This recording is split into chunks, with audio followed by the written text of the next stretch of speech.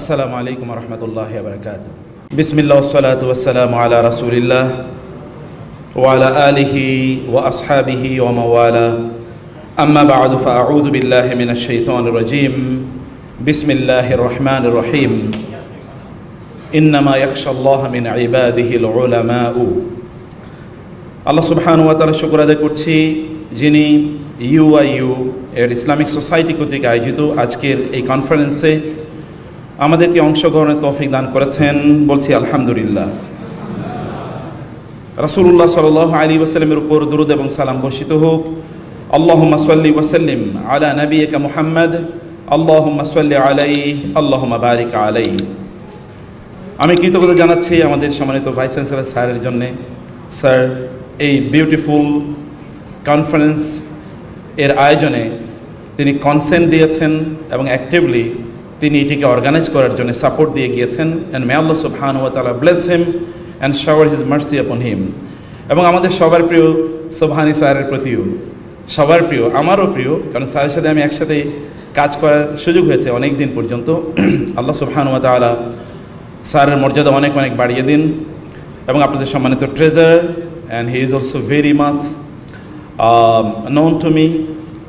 অনেক দিন পর্যন্ত আমি স্যারকে চিনি, স্যারের সাথে আমার একটা ব্যক্তিগত পর্যায়ের রিলেশনও আছে। আল্লাহ তাআলা স্যারের মর্যাদাও বাড়িয়ে দেন এবং as well as other faculty members and the deans of different faculties and the heads of departments and the teaching staff and my dear friends. Allah সুবহানাহু ওয়া তাআলা কোরআনে ছাত্র এবং শিক্ষকের সম্পর্কটা কেমন হবে সে ব্যাপারে আমাদেরকে দিক নির্দেশনা দিয়েছেন।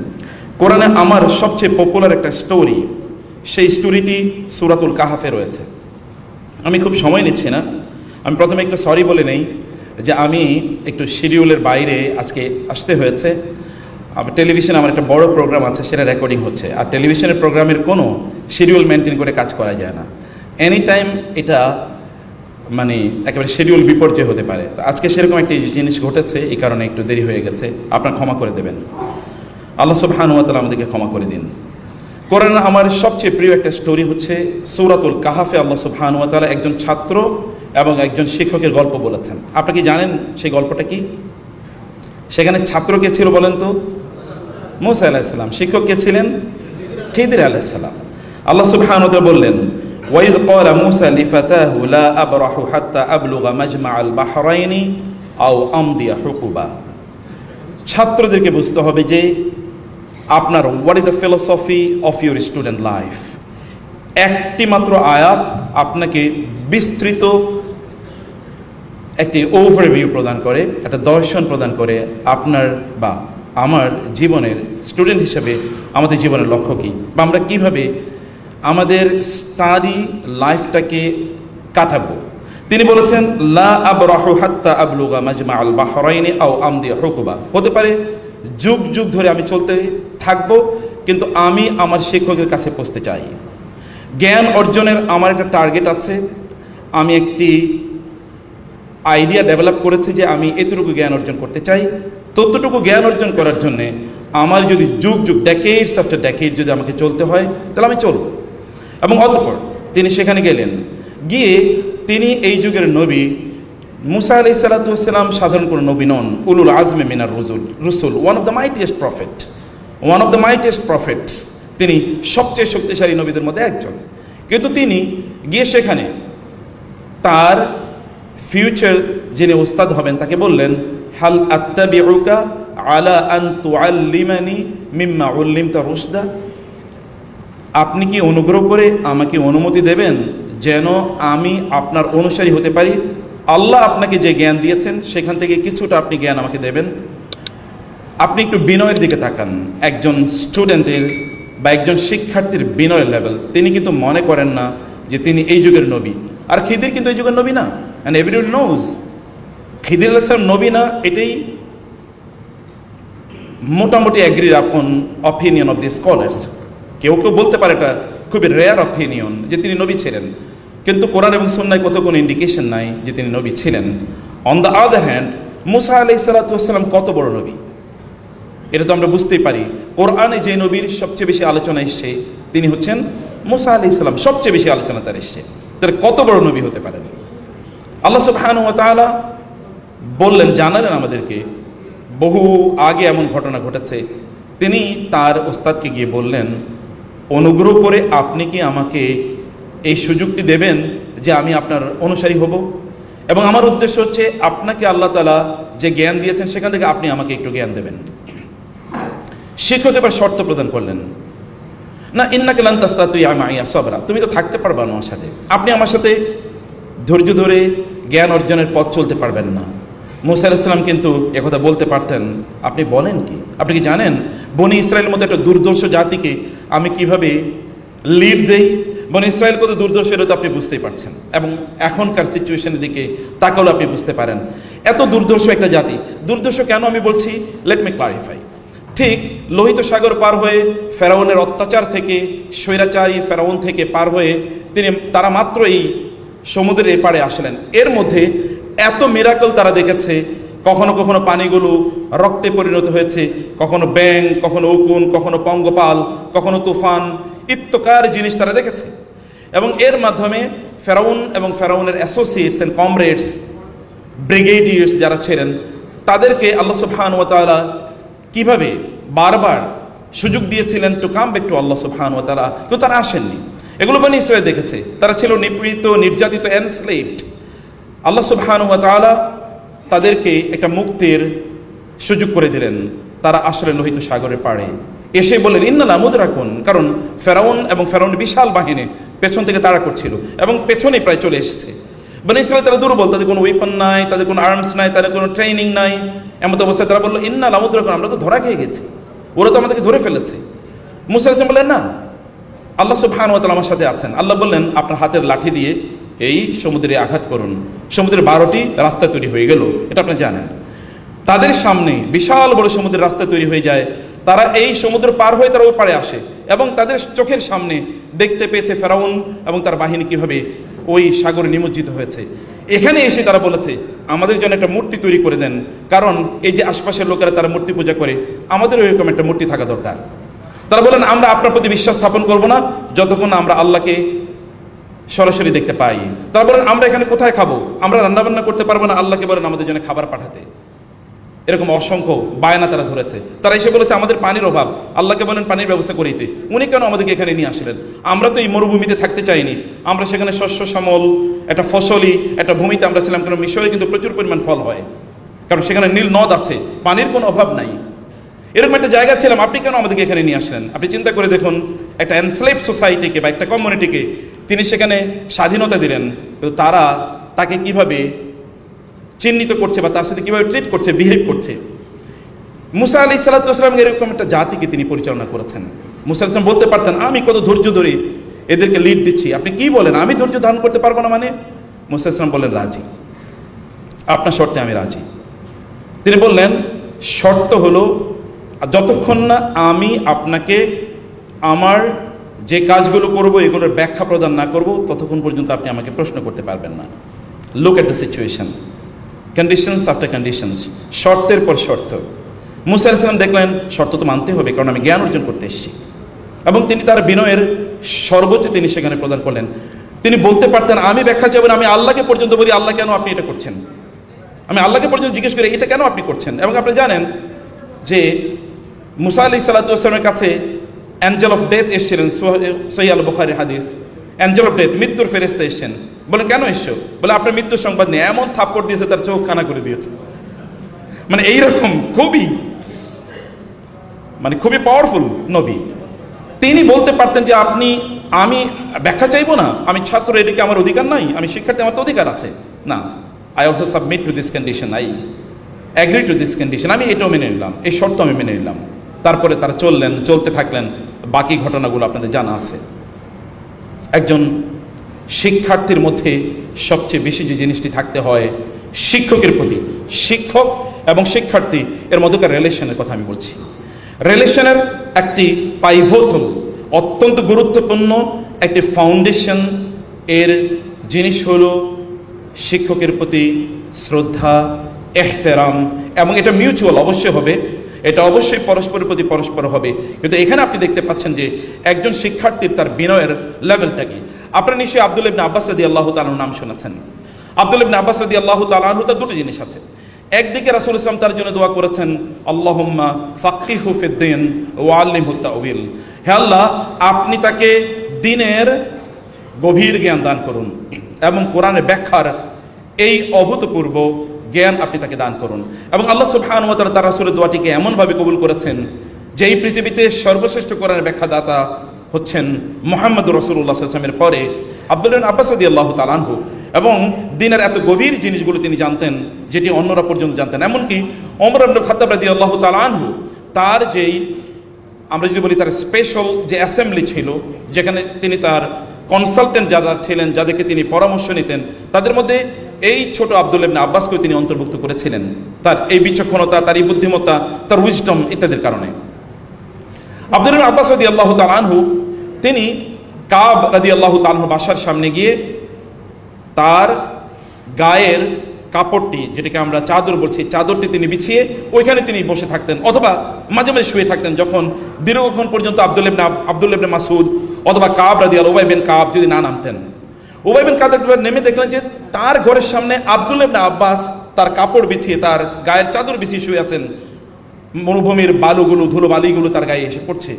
আবার আব্দুল্লাহ ইবনে আব্বাস রাদিয়াল্লাহু তাআলা রাসূলের আপন চাচাতো ভাই, এইদিকে তার কারাবাতুর রাসূল সাল্লাল্লাহু আলাইহি ওয়াসাল্লাম, রাসূল সাল্লাল্লাহু আলাইহি ওয়াসাল্লামের সাথে এরকম একটা তার পারিবারিক রিলেশন, ব্লাড রিলেশন আছে। তিনি বের হয়ে বলেন, ইয়া ইবনা আম্মা রাসূলিল্লাহ, হে রাসূল সাল্লাল্লাহু আলাইহি ওয়াসাল্লামের চাচাতো ভাই, আপনি এখানে? বলে, আমি আপনার কাছ থেকে জ্ঞান অর্জন করতে এসেছি। আপনি আমার কাছ থেকে জ্ঞান অর্জন করতে এসেছেন? আমরা তো আপনার কাছে দৌড়ে যাই জ্ঞান অর্জন করার জন্য। তো আপনি জ্ঞান অর্জন করতে এসেছেন, আপনি আমাকে বললেই তো হতো, আমি আপনার বাসায় চলে যেতাম। বলে, নো, নেভার, এটা কখনো হতে পারে না। আমি জ্ঞান অর্জন করতে এসেছি, এটা আমার নিড অ্যান্ড নেসেসিটি, এই কারণে আমি এখানে বসে আছি। আপনি যদি দুপুর পর্যন্ত আপনার ঘর থেকে না নামতেন, তাহলে এই অবস্থায় আমি থাকতাম। এর মধ্যে যাচ্ছিলেন যায়েদ বিন সাবিত রাদিয়াল্লাহু তাআলা আনহু। এই দিক দিয়ে যায়েদ বিন সাবিত অবাক হয়ে যাচ্ছেন যে এরকম অবস্থা। তিনি দ্রুত সেখান থেকে বের হয়ে, মানে সেখানে তিনি বসা ছিলেন, তিনি দ্রুত বসা থেকে উঠে যায়েদ বিন সাবিতের কাছে গেলেন। যায়েদ বিন সাবিত বললেন, ইয়া ইবনা আম্মা রাসূলিল্লাহ, হে রাসূলের চাচাতো ভাই, আপনি এই অবস্থায় কেন? তিনি বলেন, আমি জ্ঞান অর্জন করতে এসেছি। বলে, বলেন কি? এবং এটা বলেই তিনি তার ঘোড়ার উপর ছিলেন, তিনি সেখান থেকে লাফিয়ে পড়ে তিনি তার হাতে চুমু দিলেন, আর আব্দুল্লাহ ইবনে আব্বাস তার মাথায় চুমু দিলেন যায়েদ ইবনে সাবিতের। বলে, বলছি আপনি করছেন কি? বলে, আপনি বলেছেন যে রাসূল ইসলামের আত্মীয়দের সাথে এমন আচরণ করতে হয়, আর আল্লাহ রাসূল বলেছেন যারা আমাদের মধ্যকার জ্ঞানী, যারা শিক্ষক, তাদের সাথে এরকম আচরণ করতে হয়, বরং আপনার সম্মান আমার চেয়ে অনেক অনেক বেশি। বলে তার কপালে একটা চুমু দিয়ে দিলেন তিনি। শিক্ষকের প্রতি রেসপেক্ট এর একটি বিষয়, কিন্তু এর বিপরীতে আমি বিষয় যেটি বলছি, এহতেরাম, সম্মান, মর্যাদা, শিক্ষকরা কিন্তু তাদের ছাত্রদেরকে সমানভাবে প্রদান করতে হয়। ব্যক্তিগতভাবে আমি আমার ছাত্রদেরকে আপনি করে বলি, ইউনিভার্সিটির ছাত্রদেরকে, অন্যদেরকে না। এটি এই জন্য যে যেহেতু তারা অনার্সে পড়ে, অনার্স মানে তো সম্মান, অতএব সম্মানের তারা পাত্র। ল্যাঙ্গুয়েজে কমপক্ষে যদি এটুকু শো করা যায়, অন্য জায়গায় যদি শো নাও করা যায়। আপনি এবার কাম টু দি প্রফেট সাল্লাল্লাহু আলাইহি ওয়াসাল্লাম। সাহাবায়ে কেরাম বলতেন, মা রাআইতু মুআল্লিমান ক্বাবলাহু ওয়ালা বা'দাহু আহসান মিনহু, রাসূলের চেয়ে উত্তম শিক্ষক আমি আমার জীবনে আগেও দেখিনি, পরেও দেখিনি, তার আগেও দেখিনি, তারপরেও দেখিনি। তিনি এমন শিক্ষক ছিলেন। তিনি কেমন শিক্ষক ছিলেন আপনারা জানেন? রাসূলুল্লাহ সাল্লাল্লাহু আলাইহি ওয়াসাল্লামের উহুদের যুদ্ধের ঘটনা আপনারা জানেন। ওই যে একটা অবশ্যই শিক্ষকদের জন্য বেশি প্রয়োজ্য। উহুদের যুদ্ধে রাসূল ইসলাম একদল আর্চারকে বললেন, ওই যে ছোট্ট পাহাড়টি যেটাকে জাবালুর রোমাত বলা হয়, the mountain of the archers, সেখানে রাসূল ইসলাম বললেন, you keep posted over here, এখানে তোমরা থাকবে, এই জায়গা থেকে তোমরা নড়বে না যতক্ষণ না আমি তোমাদেরকে এক্সপ্লিসিটলি অর্ডার দেই যে তোমরা এখান থেকে নড়বে।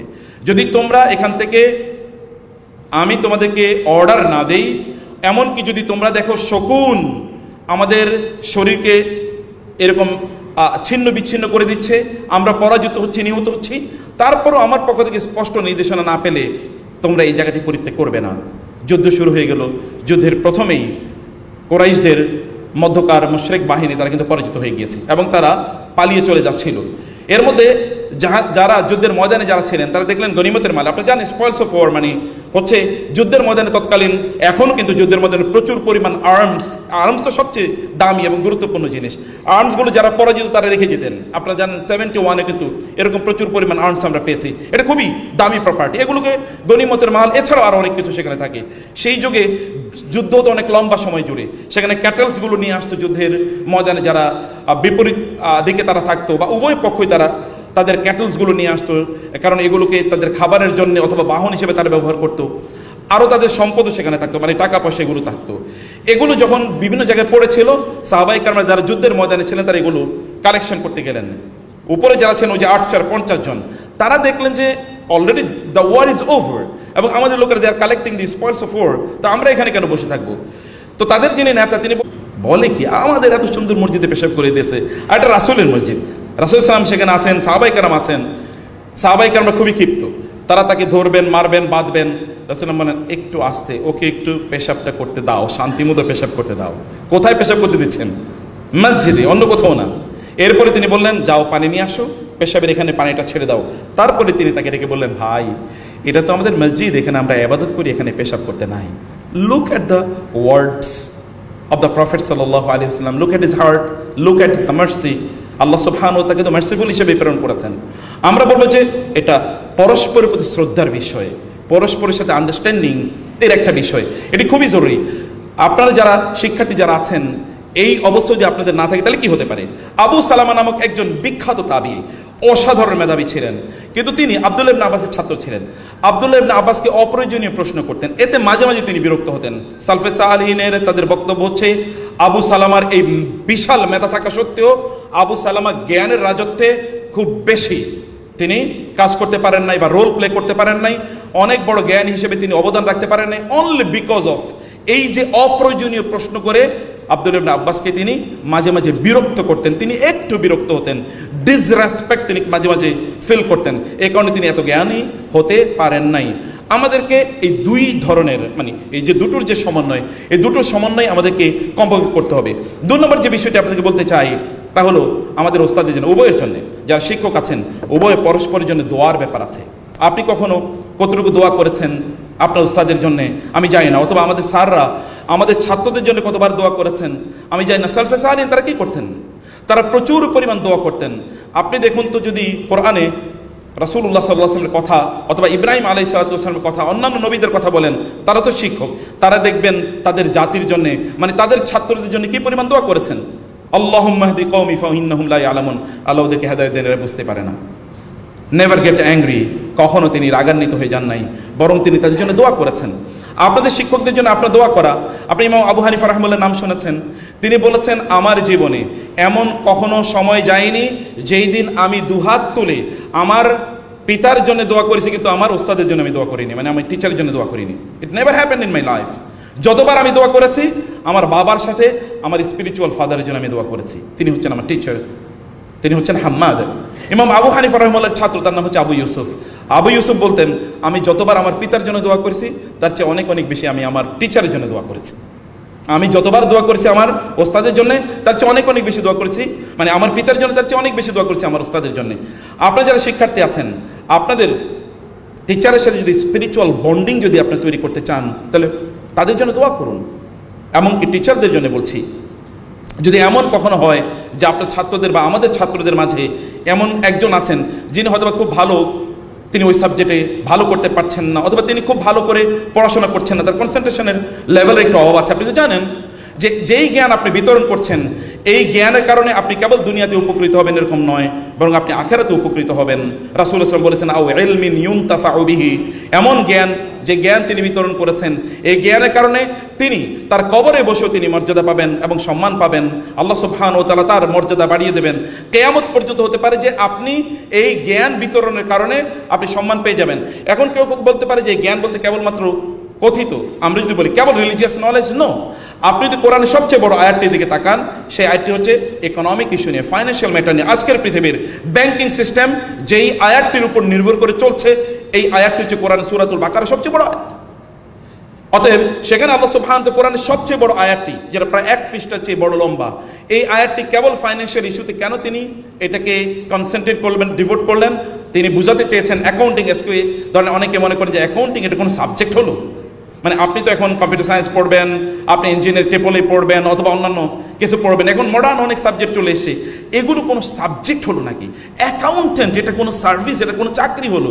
আপনি হয়তো নেগলেক্ট করছেন। কেউ দেখেন আল্লাহ সুবহানাহু ওয়া তাআলা অ্যাকাউন্টিংকে কোরআনের সবচেয়ে বড় আয়াতের জন্য তিনি নিবেদিত করেছেন। অথবা আপনি অ্যাকাউন্টিং পড়লে, অথবা আপনি ম্যাথমেটিক্স পড়লে, আপনি সায়েন্স পড়লে, আপনি যদি টেকনোলজি পড়েন, অথবা আপনি সফটওয়্যার ইঞ্জিনিয়ারিং পড়েন, আপনি ইসলামিক জ্ঞান অর্জন করলেন না। কে বলেছে আপনাকে? এগুলো সব ইসলামিক জ্ঞান। সকল জ্ঞানই ইসলামিক হতে পারে যদি এটা শরিয়া বিরোধী না হয়। অথবা এইরকম একটি জ্ঞান যখন আপনি অর্জন করেন, সেই জ্ঞান অর্জন করার ক্ষেত্রেও আমাদের টিচাররা যদি এই জ্ঞানগুলো তারা বিতরণ করেন, এটিও সাদাকায়ে জারিয়া হিসাবে পরিগণিত হতে পারে, এবং এই কারণেও তারা সওয়াব পেয়ে যাবেন। অবশ্যই তারা কবরে থাকলেও তারা সওয়াব পেয়ে যাবেন, কিন্তু সওয়াব পাওয়ার জন্য তো ঈমান লাগবে, সেটা আমরা জানি। কারণ সওয়াব দেবেন মহান আল্লাহ সুবহানাহু ওয়া তাআলা। তার প্রতি যদি আমাদের বিশ্বাস না থাকে, তাহলে আমরা কিভাবে সওয়াব পাবো? একজন ব্যক্তি এসে রাসূল সাল্লাল্লাহু আলাইহি ওয়াসাল্লামকে বললেন, ইয়া রাসূলুল্লাহ, আমার অমুক ব্যক্তির সাথে আমার একটু রিলেশনটা খারাপ। রাসূল সাল্লাল্লাহু বললেন, তাহলে ওর জন্য তুমি কি আল্লাহর কাছে দোয়া করেছো? বলে না। বলে দোয়া করো। তিনি কয়েকদিন দোয়া করলেন, দোয়া করে এসে বলেন, ইয়া রাসূলুল্লাহ, এখন তো ফাইজাল্লাযী বাইনাকা ওয়া বাইনাহু আদাওয়াতুন কাআন্নাহু ওয়ালিয়্যুন হামিম, এখন সে আমার সবচেয়ে ক্লোজ ফ্রেন্ডে পরিণত হয়েছে। জাস্ট মেক দোয়া ফর দেম, কেবল দোয়া করেন। দোয়া করার পরে আমি আপনাদের মধ্যকার ইন্টারনাল রিলেশনের ব্যাপারে সালফে সানি একটি গল্প বলি। দুইজন একই ক্লাসে, তারা খুবই ব্রিলিয়েন্ট স্টুডেন্ট ছিলেন, কিন্তু একজন তো ফার্স্ট হয়ে যেতে পারে, আরেকজন সেকেন্ড হতে পারে। ফার্স্ট সেকেন্ডের মধ্যে কখনো কখনো এক ধরনের কনফ্লিক্ট থাকে, কখনো কখনো কনফ্লিক্টটা এটা ইন্টারনাল, কখনো এক্সটার্নাল আমরা দেখতে পাই, কখনো দেখতে পাই না। এরকম একজন, তিনি তার ওস্তাদের কাছে আসলেন, বললেন, ইয়া ওস্তাদ, ওর সাথে তো আমার কোনোভাবে সম্পর্ক ভালো হচ্ছে না। বলে, তুমি যাও তার জন্য দোয়া করে। তিনি বললেন, আমি এরপর এক সপ্তাহ তার জন্য দোয়া করে বললাম, আল্লাহুম্মা গফির লাহু, আল্লাহুম্মা গফির লাহু, আল্লাহুম্মা গফির লাহু। হে আল্লাহ, তুমি তাকে ক্ষমা করে দাও, হে আল্লাহ তুমি তাকে ক্ষমা করে দাও, হে আল্লাহ তুমি তাকে ক্ষমা করে দাও। এরপর হঠাৎ করে রিলেশনটা এমন পর্যায়ে হলো, এখন আমরা গলায় গলায় বন্ধু।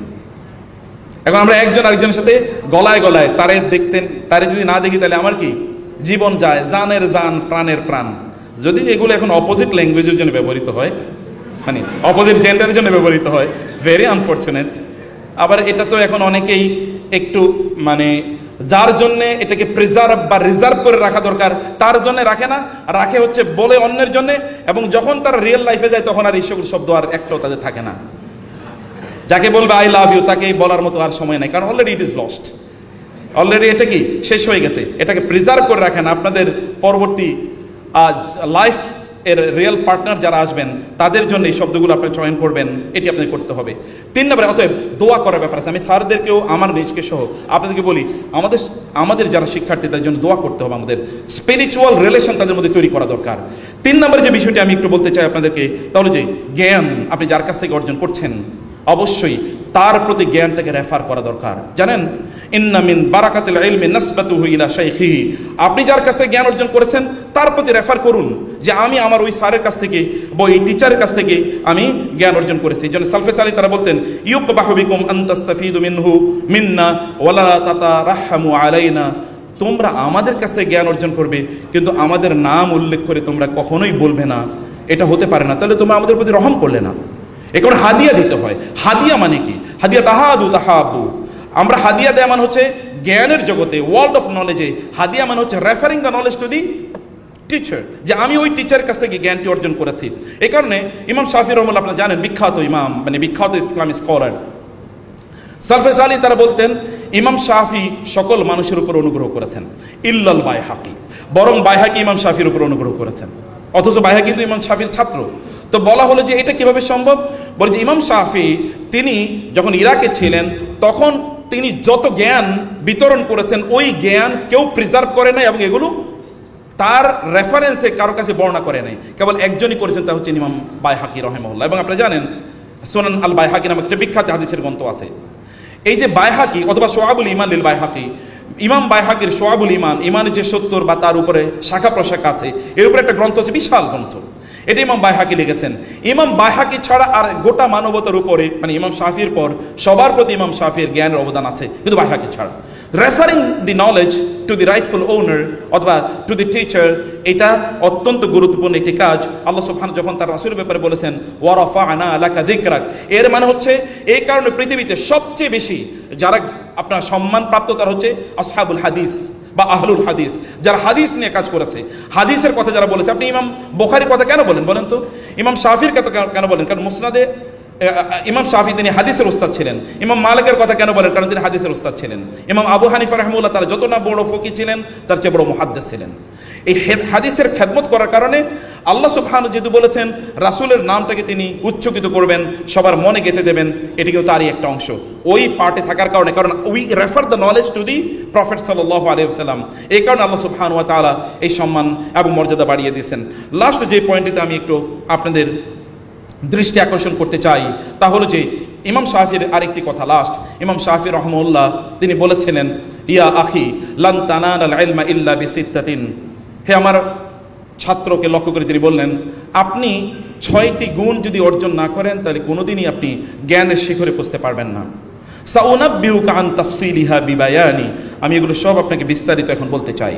এর মানে 1 নম্বর হচ্ছে যাকাউন, 2 নম্বর হচ্ছে হিরসুন, 3 নম্বর হচ্ছে ইজতিহাদুন, 4 নম্বর হচ্ছে বুলগাতুন। এই 4টা আমি বলছি না, এর মধ্যে আপনার প্রচেষ্টা থাকতে হবে, আগ্রহ থাকতে হবে, অর্থ ব্যয় করতে হবে, ইত্তকার। তারপরে তিনি বললেন ওয়াসুহবাতু উস্তাজিন ওয়া তুলু জামানি, ওয়াসুহবাতু উস্তাজিন ওয়া তুলু জামানি। ছাত্রদের অনেক সময় যেটি ঘটে, আপনি ক্লাসরুমে এসেছেন, আপনি তখন very much unattentive to the class, teacher কি বলছেন এটি করেন না। অনেকে আমাকে এক সময় মানে বাংলাদেশের খুবই শ্রেষ্ঠতম একটি সরকারি বিশ্ববিদ্যালয়ের মানে ছাত্র প্রতিনিধিরা কোনো এরকম একটা কনফারেন্সে বলছিলেন যে আমরা তো ক্লাসে গিয়ে টিচারদের লেকচার শুনি না। বলে কেন? বলে আমাদের মনে হয় উনি যা বলছেন তার চেয়ে বেশি আমি জানি। আমি জানি না, আপনাদের নিশ্চয়ই it is not your story. তো বলছেন যে আরেকটা জিনিস চিন্তা করুন, উনি যা বলছে প্রফেসর গুগলের যদি বলে গুগল, অথবা এখন যদি প্রফেসর চ্যাট জিপিটিকে বলি চ্যাট জিপিটি তুমি বলো, আমি তো তার চেয়ে অন্তপক্ষে 10 গুণ বেশি ইনফরমেশন পাবো, তাহলে এই লেকচার শুনে আমার লাভ কি?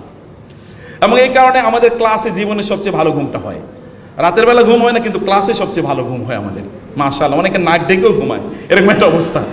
এবং জ্ঞানের দৈন্যতা জানেন, চ্যাট জিপিটির উপর এখন আমাদেরকে নির্ভর করতে হয়। জ্ঞানের দৈন্যতা কেন? কারণ হচ্ছে ইস্তেহাবুল উস্তাজ, লম্বা সময় জুড়ে উস্তাদের সাথে থাকা বা টিচারের অধীনে থাকা, টিচারের কাছ থেকে জ্ঞান অর্জন করা, এটি খুবই গুরুত্বপূর্ণ একটি বিষয়। আমি ব্যক্তিগতভাবে আমার নিজের কথা বলছি, এবং আমি আজকেও পড়ছিলাম আপনাদের এখানে আলোচনা, এর আগেও আমি দেখেছি সালফেসানি তারা বলেছেন, আমরা দেখেছি আমাদের সাথে যারা উস্তাদের সাথে বা টিচারের কাছে জ্ঞান অর্জন করেছে লম্বা সময় জুড়ে, অথবা তার ক্লাসে অ্যাটেন্টিভ ছিল, তার কথাবার্তা, তার আচরণ, তার বডি ল্যাঙ্গুয়েজ, তার অ্যাপ্রোচ সব কিছু একরকম।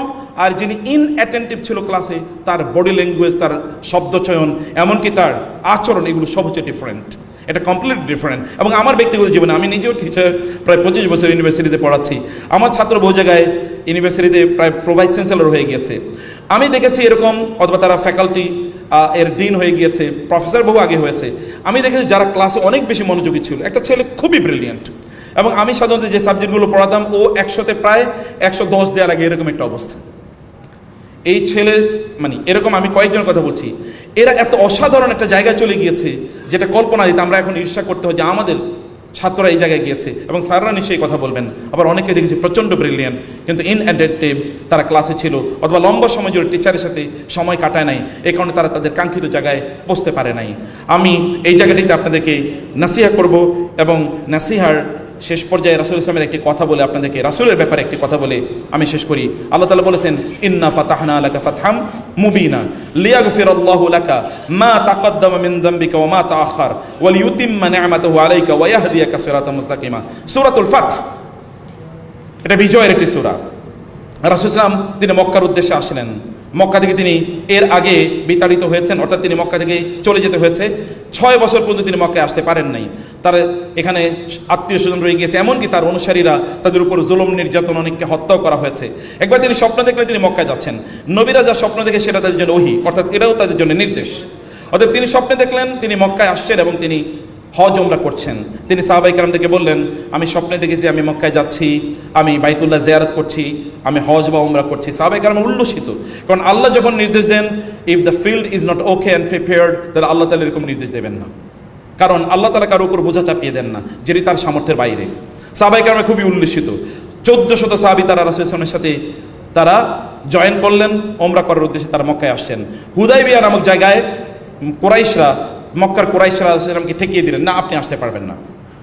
এবং রাসূল সাল্লাল্লাহু সেখানে তিনি তার বাহিনীদেরকে, অর্থাৎ যারা ওমরা করতে এসেছেন, এবং ওমরা তো আপনার পোশাক জানেন, সাদা পোশাক, এরকম একটা বাহিনী, সেখানে কোনো অস্ত্র ধারণ করা যায় না, এরকম জায়গায় তিনি সবাইকে নিয়ে বসে গেলেন এবং রাসূলুল্লাহ সাল্লাল্লাহু আলাইহি ওয়াসাল্লাম সিদ্ধান্ত নিলেন ওরা আজকে যে প্রস্তাব নিয়ে আসুক না কেন সেটা মেনে নেব। এবং তারা সর্বশেষ যে প্রস্তাব নিয়ে আসলো তা হলো রাসূলুল্লাহ সাল্লাল্লাহু আলাইহি ওয়াসাল্লাম এবার একটা সন্ধি চুক্তি হচ্ছে। সন্ধি চুক্তির ঘটনাগুলো আপনারা জানেন। সেখানে বলা হলো যে এটা দুজন এর মাঝে এই চুক্তিটি হচ্ছে। একটা হচ্ছে মিন মুহাম্মাদির রাসূলিল্লাহ অথবা বাইনা মুহাম্মাদির রাসূলিল্লাহ এবং কি ওয়াবাইনা কুরাইশ, কুরাইশদের মাঝে এবং মুহাম্মদ সাল্লাল্লাহু আলাইহি ওয়াসাল্লাম যিনি রাসূলুল্লাহ এর মাঝে এই চুক্তিটি হচ্ছে। সেখানকার চুক্তিতে যিনি এসেছিলেন সুহাইল ইবনে আমর, তিনি বলেন আমরা তো আপনাকে রাসূল হিসেবে মানিই না, যদি রাসূল হিসেবে মানি তাহলে আবার যুদ্ধ কিসের, তাহলে কি করতে হবে, এটা মুছে দিতে হবে। তিনি বলেন যে এটা মুছে দিতে হবে, মানে হ্যাঁ মুছে দিতে হবে। তো রাসূল সাল্লাল্লাহু আলাইহি ওয়াসাল্লাম আলীকে বলে আলী মুছে দাও। আলী বলে না আমার পক্ষে সম্ভব না, আমরা তো আপনাকে রাসূল বলি মানি দেখেই তো এই যুদ্ধ, ওরা মানে না বলে যুদ্ধ, তা আমরা কেন ওদের কথা মেনে নেব। রাসূল বলেন ঠিক আছে তোমার মোছার দরকার নেই। তিনি নিচে মুছে দিয়ে সেখানে লিখলেন মুহাম্মদ ইবনে আব্দুল্লাহ। এর মধ্যে ওখানে লেখা ছিল বিসমিল্লাহির রহমানির রহিম, চিঠির শুরুতে, চুক্তির শুরুতে। তারা বললেন যে আমরা তো আল্লাহকে রহমান রহিম হিসেবে মানি না, তাহলে কি করতে হবে, লিখতে হবে বিসমিকা আল্লাহুম্মা। আলীকে বলেন আলী মুছে দাও, আলী মুছে দিলেন। আগে তিনি এটা মুছে দিয়েছেন, পরে রাসূলেরটা। এরকম একটা অসম চুক্তি হচ্ছে। চুক্তির মধ্যে হলো এবার আপনারা উমরা করতে যেতে পারবেন না, আপনারা আগামী বছর উমরা করতে আসবেন। আগামী বছর যখন উমরা করতে আসবেন তখন আপনারা 3 দিনের জন্য আসতে পারবেন, সাথে কোনো অস্ত্র শস্ত্র আনতে একেবারেই পারবেন না। চিন্তা করেন, একটা ওয়ার সিচুয়েশন চলছে। এবং আগামী বছর যখন আপনারা আসবেন তখন আপনারা 3 দিন এখানে থাকবেন, অন্য কোনো দিকে যেতে পারবেন না, কেবল কাবার চারপাশে আপনি ঘুরতে পারবেন, এরপরে চলে যেতে হবে। তারপরে কি, তারপর হলো আগামী 10 বছর আপনাদের সাথে আমাদের সাথে কোনো যুদ্ধ হবে না, যুদ্ধ চুক্তি মানে সন্ধি চুক্তি, সিজ ফায়ার। এবং কি হলো সর্বশেষ, তা হলো যদি মক্কার কোনো লোক যদি মদিনায় যায় তাইলে আপনারা তাকে ফেরত দিতে বাধ্য থাকবেন, কিন্তু মদিনার কোনো লোক যদি মক্কায় আসে তাহলে তাকে ফেরত দিতে বাধ্য থাকবেন না। সব কিছু অসম। রাসূল সাল্লাল্লাহু আলাইহি ওয়াসাল্লাম সব চুক্তি সাইন করছেন। সাহাবায়ে কেরাম খুবই বিক্ষুব্ধ। এমনকি ওমর রাদিয়াল্লাহু তাআলার মতো ব্যক্তি, তিনি কখন একবার দৌড়ে এসেন রাসূলের কাছে, ইয়া রাসূল আপনি কি আল্লাহর নবী না, ইসলাম কি আল্লাহর ধর্ম না, কোরআন কি আল্লাহর সত্যবাণী না, হ্যাঁ সবই তো ঠিক আছে, তাহলে আপনি এটা কি চুক্তি করছেন। রাসূল সাল্লাল্লাহু আলাইহি ওয়াসাল্লাম কিছু বলছেন না। তিনি ওমরের কাছে, আবু বকরের কাছে দৌড়ে গেলেন, ইয়া আবু বকর আপনি কি বলেন, এগুলো কি করছে। সবাই বিক্ষুব্ধ। চুক্তি হয়ে গেলে ওরা চুক্তি নিয়ে চলে গেছে, একটা অসম চুক্তি, আনইভেন, একটা পয়েন্টও মুসলমানদের পক্ষে না। রাসূলুল্লাহ সাল্লাল্লাহু আলাইহি ওয়াসাল্লাম সাহাবায়ে কেরামদেরকে বললেন এই চুক্তি আমি মেনে নিয়েছি। সাহাবায়ে কেরামরা রাসূল সাল্লাল্লাহু সামনে কিছু বলেননি, কিন্তু পেছনে গিয়ে না এই চুক্তি আমরা মানতে পারি না। রাসূল বললেন যেহেতু আমরা আর এবার মক্কায় যেতে পারছি না, আমাদেরকে ইহরাম শেষ করতে হবে, অর্থাৎ দেখেন আমাদের মাথা মুন্ডন করতে হবে, আমাদের কোরবানির পশুগুলো জবাই করতে হবে, এরপর আমরা মদিনায় চলে যাব। কিন্তু তিনি বলছেন, কিন্তু কেউ এ কথা শুনছে না। 1400 সাহাবী এইদিকে ঘুরছে ওইদিকে ঘুরছে, indifferent to the order of the prophet সাল্লাল্লাহু আলাইহি ওয়াসাল্লাম। রাসূল ভাবলেন করণীয় কি। তিনি এবার তার স্ত্রীর কাছে তার তাঁবুতে ঢুকলেন। তার স্ত্রী ছিলেন উম্মে সালামা রাদিয়াল্লাহু তাআলা আনহা। উম্মে সালামা বললেন আপনাকে এত বিষণ্ণ দেখাচ্ছে কেন। তিনি বলেন ঘটনা এরকম। তিনি বলেন এটা তো খুবই সিম্পল জিনিস, স্যাররা যারা বিয়ে করেছেন তারা জানেন বউদের বুদ্ধি প্রচণ্ড তীক্ষ্ণ, এটা দরকার আছে। এবং আপনারা বিয়ে করলে এটা পরে নিয়েন বউদের কাছ থেকে, বুদ্ধি না নিলে খবর আছে। এমনি তো বাসায় ঢুকতে পারবেন না, সেটা তো বাসায় একেবারে সিলগালা করে দেবে, তুমি আমার বুদ্ধি অনুসারে চলো না। আবার না শুনলে কিন্তু বিপদে পড়বেন, এমনি বাসায়ও বিপদে পড়বেন, বাইরেও বিপদে পড়বেন। ভালো বুদ্ধি, তাদের খুবই চিকন বুদ্ধি থাকে। তিনি বলেন ইয়ার আসলে কোনো প্রবলেম নাই তো। বলে কি, আমি মাথায় আমার ঢুকতেছে না, আপনি বলছেন কোনো প্রবলেম নাই। বলে আপনি গিয়ে সবার সামনে আপনার মাথাকে শেভ করে ফেলুন, মাথা মুন্ডন করুন, এরপরে আপনার কোরবানির পানি আপনি জবাই করেন, দেখেন তারপরে কি হয়। রাসূল সাল্লাল্লাহু সেখানে গেলেন, গিয়ে তিনি সবার সামনে তার মাথা মুন্ডন করলেন, তার প্রাণী জবাই করে ফেলেন। এরপরে কি আর সাহাবায়ে কেরাম রাসূলকে ছাড়া কি আর মক্কায় যেতে পারবে? তা তো না। তারা দেখলেন যে অগত্যা তো আর কিছু করার নাই, তারা সবাই শেভ করে তাদের কোরবানির পশুগুলো তারা জবাই করলেন। এবার রাসূল 1400 সাহাবী নিয়ে তিনি মদিনার উদ্দেশ্যে রওনা দিলেন। মদিনার কাছাকাছি যখন গিয়েছেন তখন সূরা নাজির হলো, ইন্না ফাতাহনা লাকা ফাতহাম মুবিনা, আমরা আপনাকে স্পষ্ট বিজয় প্রদান করেছি। এগুলো আমার আলোচনা না, এটা আপনি জানেন। আমার আলোচনার বিষয় হলো এই পৃথিবীতে একটা নমুনা দেখাতে হবে যেখানে অ্যাপারেন্টলি আপনার সকল ইন্টারেস্টের বিরুদ্ধে, কিন্তু আপনি সেখানে মেনে নিয়েছেন। 1400 লোকের মধ্যে একজন লোকও প্রতিবাদ করে নাই, সবার মাথা তারা কেটে মাথা মুন্ডন করেছে, প্রাণীগুলো তারা ইয়ে করেছে। এবং এই 1400 মধ্যে একজনও বলে নাই উনি কিসের নবী, উনি আমাদেরকে এখানে নিয়ে এসছেন, আবার উনি বলছেন না আমি চুক্তি মেনে নিলাম, তার মানে ওনার স্বপ্ন সত্য না, তার মানে উনি আমাদেরকে ভুল করেছেন। একটা বক্তব্য দেয় নাই। 1400 মানুষ মানবতার ইতিহাসে এইরকম একটা আনইভেন, কথিত একটা আনইভেন বা বাহ্যত একটা আনইভেন চুক্তি মেনে নিয়েছে। এবং প্রকৃত অর্থে হুদাইবিয়া সন্ধির কারণেই এই অডিটোরিয়ামে আপনারা যারা মুসলমান, এই হুদাইবিয়া সন্ধির ফসল, এটা হুদাইবিয়া সন্ধির ফসল। হুদাইবিয়া সন্ধি না হলে আপনার হয়তোবা এতটুকু পর্যন্ত ইসলাম আসতো না। আমাদের স্যাররা, বুয়েটের নাকি একটা স্যার, বুয়েটের স্যার আছে, বুয়েটের নাকি আন্দোলন ওই পরীক্ষার আগে, কারণ পরীক্ষা তো পিছাইতে হবে, এটা স্যার আমি সরি এটা বলে দিচ্ছি, কারণ আমার অনেক ফ্রেন্ডরা আছে ওরা বলে আর কি। নিশ্চয়ই ইউআইইউতে পরীক্ষার আগে কোনো আন্দোলন হয় না নাকি? পরীক্ষা পেছানো হোক, আরও একটা সপ্তাহ দিলে অনেক ভালো হইতো। কারণ আপনারা সিদ্ধান্ত নেন পরীক্ষার আগের রাতে পড়বেন, পরীক্ষার আগের রাতে হলো আমার পড়া। অতএব স্যার অন্তত একটা দিন একটু দেন যেন পরীক্ষার আগের রাতে পড়া যায়। আপনাকে বুঝতে হবে যে আপনার টিচারের তার সিদ্ধান্ত মেনে নেওয়ার মধ্যে আপনার কল্যাণ আছে। যেমনিভাবে ওই অডিটোরিয়ামে আপনারা 1400 বছর আগের সেই কথিত আনইভেন একটা চুক্তির কারণে আপনারা আজকে মুসলমান, ঠিক হতে পারে স্যারের এইরকম কোনো সিদ্ধান্ত আপনার গোটা জীবনকে এরকম পরিবর্তন করে দিতে পারে ইনশাআল্লাহ। থ্যাংক ইউ ভেরি মাচ, জাজাকুমুল্লাহ খায়ের। আপনাকে অনেক অনেক কৃতজ্ঞতা জানাচ্ছি।